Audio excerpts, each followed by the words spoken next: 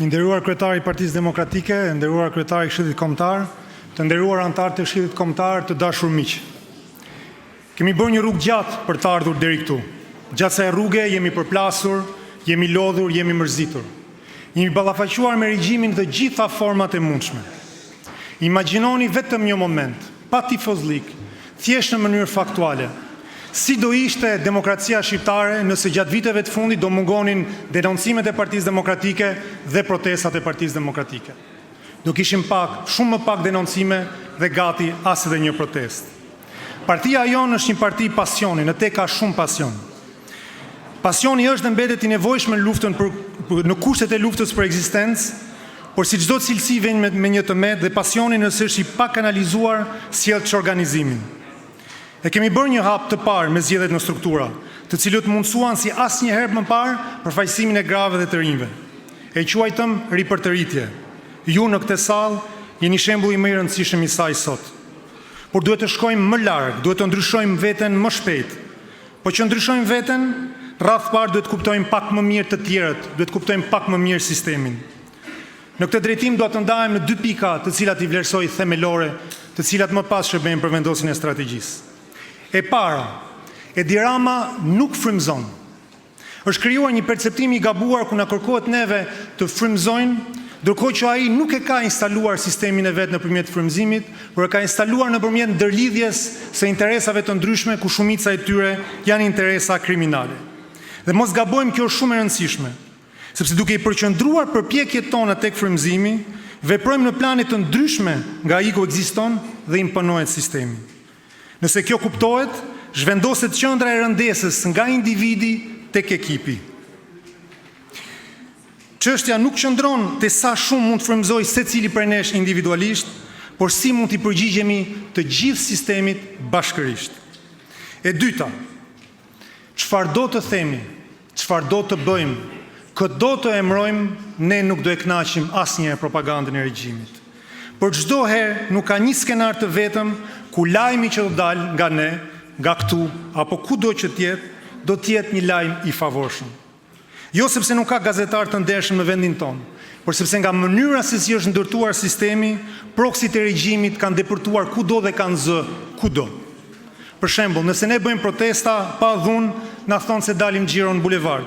Nëse i bëjmë me dhunë, na thonë barbar. Nëse mbështesim protestat e tjera, prap nuk është mjaftueshëm. Nuk do jetë asnjëherë e mjaftueshme për ta. Sistemi është ndërtuar në mënyrë të tillë që ne, Partia Demokratike, të jemi gjithmonë në mbrojtje. Dhe kjo mbrojtje e vazhdueshme, kjo dëshirë jona për të përgjigjur dhe për të marrë përqimin, është si uji i kripur i detit, do të thahemi duke e pirë. E vetmja mënyrë për të thyer këtë qark është që ne të veprojmë të pakompleksuar dhe të dalim jashtë rregullave që na ka imponuar sistemi. Vendimet e kryetarit Partisë Demokratike, zotit Sali Berisha, na kanë mundësuar të jemi bashkë këtu sot, të bashkuar në të gjitha rrymat e partisë, me derën e hapur për të gjithë opozitarët e vendit, me të vjetër, të rinj dhe grasi asnjëherë më parë në strukturat e ndryshme. Kjo ishte rruga. Po çfarë do të bëjmë tani? Këtu është përqendruar puna jonë për gjatë kësaj vere me grupin e punës së drejtuar nga zoti Berisha, dhe kjo është vizioni që duhet të jetë në qendër të strategjisë sonë në muajt në vijim. Antarët e Partisë Demokratike kanë qëndruar në të gjitha fortunat që kemi përjetuar, por ne, si përfaqësues politik, kemi bërë shpesh gabimin të qëndrojmë përpara tyre, duke u bërë një hije kaq të madhe sa që ka zbehur rrezatimin e tyre. Militanti, antari është Chelsea, dhe nuk është rastësi që zjarri i propagandës bie fort mbi të, duke u përpjekur ta ulë në sytë e shoqërisë. Patronazhisti është njëri i mirë, militanti është njëri i keq. Dhe politika, ne dim, bëhet gjithmonë rrafshin gjuhësor. Në kapitullin që duam të hapim, antari duhet jetë në epicëndër. Partia është, duhet dhe do të jetë e tija.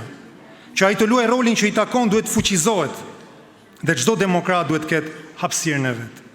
Kjo arrit nëpërmjet 3 gjërave: qëllimit, informimit dhe veprimit. Qëllimi rreth parë. Profesion protestues thuhet me humor nga shumë demokratë, por është një humor që të thyen zemrën, sepse pas çdo shakaje qëndron një e vërtetë. Dhe e vërteta këtu është se shumë njerëz janë detyruar për vite të tëra, militantë të tanë, të mbajnë mbi supe një peshë jashtëzakonisht madhe, të protestojnë, të denoncojnë, të përballen me bandat dhe me një pushtet që ka depërtuar në çdo hallk të shoqërisë. Ndryshimi nis me një pyetje: cili është në fund të fundit qëllimi i një antari të Partisë Demokratike? Pyeteni sot një militant. Në një formë ose një tjetër, përgjigjja do të jetë gjithmonë e lidhur me Edi Ramën. Ta argëzojmë Edi Ramën, ta çojmë në burg Edi Ramën. Është përgjigje e sinqertë, por nuk është përgjigje e duhur. Rrëzimi i Edi Ramës në vetvete nuk është detyra e antarit, por vjen si rrjedhojë e veprimtarisë së tij brenda Partisë Demokratike. Ne duhet të mendojmë jo për një qëllim, por për qëllime të ndryshme sipas profileve të tyre.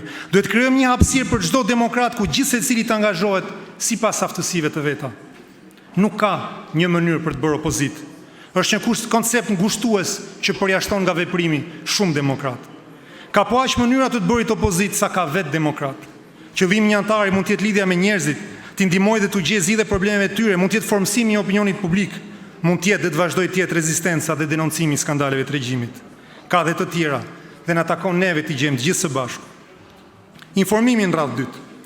Ne kemi një problem me zbritjen e informacionit dhe me shpjegimin e strategjisë. U tha gjërësisht çalojmë qoftë në mjetet që disponojmë, qoftë në ndarjen e detyrave.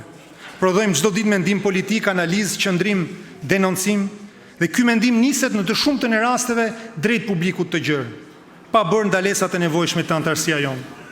Antari i thjesht atë mendim ose nuk e merr fare, ose e merr 3 ditë me vonesë, ose e merr me versionin e të ndryshuar të tij, të deformuar nga kalimi ngoj më ngoj. Kur ai nuk e gjen mesazhin ton, e mbush bërshllokun me atë që gjen në televizor, domethënë me narrativën e kundërshtarit. Ne po e lëm antarin ton të informohet nga vetë propaganda që po luftojmë. Prandaj na duhet zbritja kapilare e informacionit. Por informimi nuk mjafton. Një mesazh i dërguar nuk është një mesazh i kuptuar, prandaj zgjidhja e dytë është pedagogjia. Ne kemi një zakon, ndoshta trashëguar nga ritmi i madh i betejës, është se shpallim qëndrime, por ndoshta nuk kalojmë kohën e duhur për t'i shpjeguar ato. Një antar që merr një qëndrim pa shpjegim mund ta përsërisë atë, por nuk do të jetë i aftë ta mbrojë atë. Dhe politika fitohet gjithmonë nga njerëz që kuptojnë, jo nga njerëz që thjesht përsërisin. Veprimin rreth tretë. Duhet pranojmë se ne si parti presim më shumë se ç'duhet nga kryetari. Dhe në pritje, partia humbet nervin e veprimit. Duhet rigjetur shpirti i iniciativës në të gjitha nivelet, në të gjitha qelizat e partisë. Kë ka penguar Sali Berisha të veprojë? Kë ka penguar të mbledh njerëz në lagjen e vet, të shkojë derë më derë, të përgatisë një dosje për një abuzim mbi bashkinë e vet? Askënd. Këto janë punë që nuk kërkojnë leje, nuk kërkojnë miratim dhe nuk kërkojnë buxhet. Kërkojnë vetëm vendimin e një njeriu për t'i bërë. Dhe pikërisht këto punë që janë tërësisht në dorën tonë, janë ato që bëhen më pak. Kjo problematikë shkon dorë për dorë me faktin që ne harxojmë shumë kohë dhe duke u marrë me politikën e madhe, kur them ne gjithë antarësia deri në nivelin ton, si dhe me punën që duhet të bëjnë të tjerët. Në të dy këto raste nuk bëhet politik, por flitet për politik. Duhet që ky dallim të kuptojë qartë dhe kultura jonë, veprimtaria jonë politike të përqendrohet tek gjërat e vogla që ne kemi në dorë për të ndryshuar. Së fundmi, por jo nga rëndësia, do të krijojmë një mekanizmat që mos përballemi më me disa nga shprehjet që janë më të dëmshme për Partinë Demokratike. E kemi dëgjuar të gjithë. Sa kam bërë unë për Partinë Demokratike, çfarë kam bërë unë për Partinë Demokratike, s'kam përfituar unë asgjë nga Partia Demokratike. Janë të gjitha të njëjtës faqe të njëjtës monedhe. Në situatën ku jemi mund t'i thot pothuajse çdo kush, por është shumë e vështirë t'i verifikohen dhe prej kësaj lindin konflikte të panumërta. Prandaj veprimi politik i një antari me një qëllim të qartë dhe me informacionin e duhur duhet të gjejë edhe pasqyrimin e vet. Jo për të krijuar burokraci, por për të vlerësuar ata që punojnë, për të krijuar konkurrencën e shëndetshme rradhët tona dhe për të sjellë dinamika pozitive në të gjithë sepat e Shqipërisë dhe jo vetëm në Tiranë. Qëllim, informim, veprim. Janë 3 parime të thjeshta, por nëse arrim t'i kthejmë në kulturë organizative, mund të ndryshojmë mënyrën e funksionuarit të Partisë Demokratike. Mjetet do t'i gjejmë dhe të t'i ndërtojmë së bashku, por përpara mjetit duhet kemi të qartë idenë dhe ideja është kjo. Një parti ku antari nuk pret por vepron, nuk përsërit por kupton, nuk humbet në turm, por ka një rol.